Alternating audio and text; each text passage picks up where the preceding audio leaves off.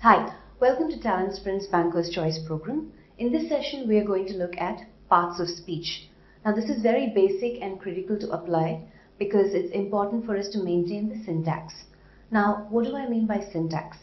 Syntax is the ability to combine words or parts of sentence structure to form grammatical sentences. Now, if we get this right, this will ensure that our fluency of speaking and writing improves, and we also go ahead and speak and write with nil or minimal errors. Now, traditional grammar classifies words into 8 parts of speech. Here they are: noun, pronoun, verb, adverb, adjective, preposition, conjunction, and interjection. Now, the way it is symbolized within the brackets, this denotation is universal, and this is how you will see it in the dictionary or any other grammar books. So if you're looking for a noun or a pronoun, you can look at how this is symbolized here. Alright, now we're going to look at each of this in detail with some examples. So let's look at the 8 parts of speech with these examples. Let's look at the first one. Raghu is a smart boy. Now I understand that my noun is a name of a person, place, or a thing, right? So here, the name of a person, Raghu. So this is my noun. Now I also have boy, which is also a noun. It's a common noun. But there is some word in that sentence which is giving me additional information about Raghu the noun. Okay, and what sort of a boy is he? Which is smart. So smart is my adjective. So a word that modifies the noun and makes the meaning more definite is my adjective. It's like a partner to the noun. Alright, let's move to the second one. The sun shone brightly. Now here, our verb is the action word. Now in this sentence, the word that denotes action is shone. So this is my verb. Now just like how the noun has a partner adjective, the verb also has a partner, which is the adverb. So the adverb modifies the verb and tells me how long or to what extent, right? So it modifies the action word. So in this sentence, that word is brightly. Brightly tells me how is the sun shining, to what extent. So this is my adverb. Alright, let's move to the last sentence. Hey, put that down. The books and pens are in the box. Now, the interjection. Now our interjection is a word that is just thrown in the sentence to express emotion. Now interjections are not necessarily grammatically connected to the sentence, and they are usually followed by an exclamation mark. So that one is easy to find out, which is hey. So this is my interjection.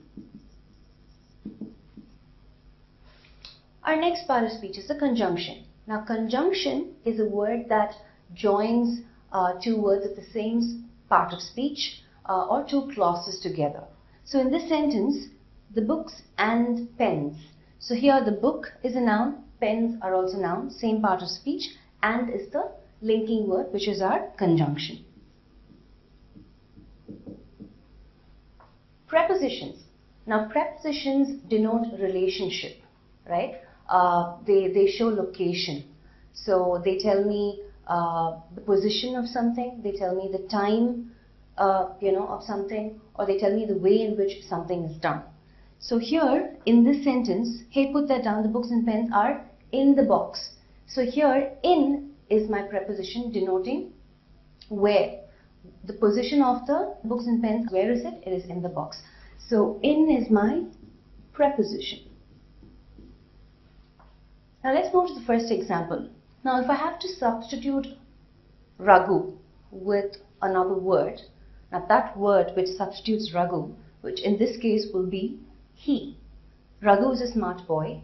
He is also intelligent, or he is also interested or good at sports.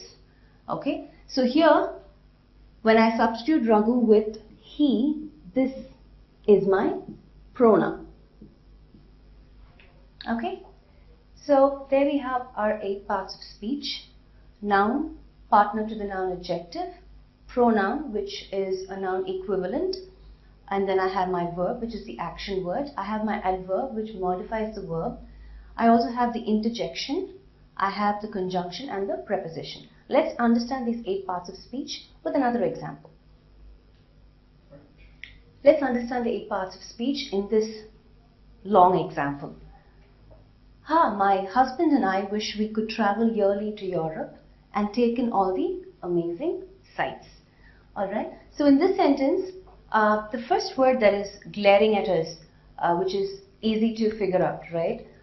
It is not grammatically connected to the sentence. It is followed by an exclamation mark, and it is expressing an emotion, right? So this has to be our interjection. Okay, my husband and I. So name for person, husband, okay, noun, and I. So there is a word that is replacing husband and I. The word that is a noun equivalent that replaces the noun is our pronoun, which is we. Okay. Okay, so where is our action word that is denoting action? Travel. So that's our verb.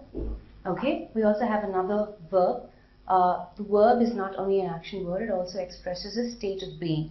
So wish is our verb, which is a state of being as well. And where is our partner to the verb, adverb? Yearly, right? It tells us how often or how frequently they wish to travel. Yearly, so that is my adverb. Okay, so where's our partner to the noun then? The adjective.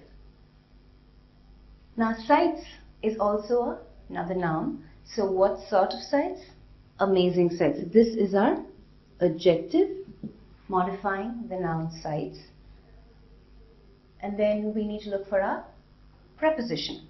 So what's our preposition? Preposition shows relationship between noun and noun, or pronoun, or noun and a pronoun to other words in the sentence, right?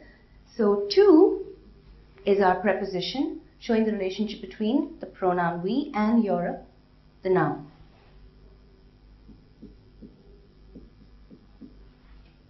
What else do we have? Our conjunction, right? So which is our conjunction here? My husband and I, okay?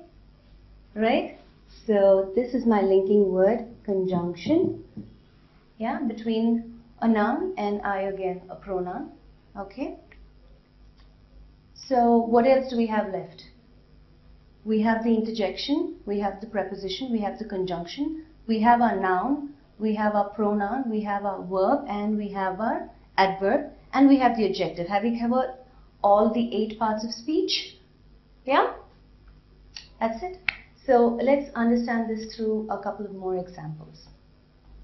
In the English language, most words have more than 2 or 3 functions. Let's understand that with these examples. There is a mango tree near my house. Now here in this sentence, the preposition near functions or shows me the relationship between the tree, noun, and house, noun. So remember I said preposition always shows the relationship. So here, near functions as a preposition, showing me the relationship between tree and the house. In the next sentence, the new year draws near. Here, it modifies the verb draws, acting like an adverb. And in the third sentence, let me see, you guessed that. I will tell you about my near relatives. So relatives is my noun. So the word that modifies the noun, makes the meaning more definite, is near. So that has to be my adjective. So if you notice, near functions as a preposition in the first sentence, as an adverb in the second sentence, and as an adjective in the third sentence. So we need to bear this in mind, that words can have more than 2 or 3 functions based on the context. Let's look at this. I usually skip breakfast, and we breakfasted at 8. So in the first sentence, I usually skip breakfast, which is a very bad thing. I wouldn't advise you to do that. I usually skip breakfast. So breakfast here functions as a noun. Okay. And we breakfasted at 8 shows me the action. We broke the fast. Right? So here it functions as a verb. Yeah? Let's look at one more word and see the difference. Here in these three sentences, we're going to look at the word calm and see how it takes up different functions. The first sentence, a warm bath will calm you. Okay?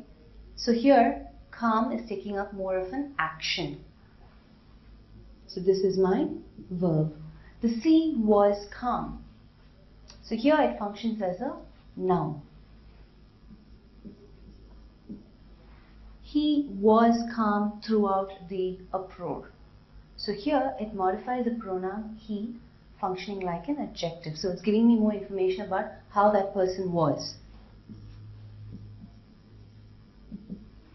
Here it takes up the noun because it denotes something that is totally devoid of any motion, right? Still, quiet. So here it takes up the function of a noun, and here it takes up the function of a verb. Now let's apply this learning through an exercise.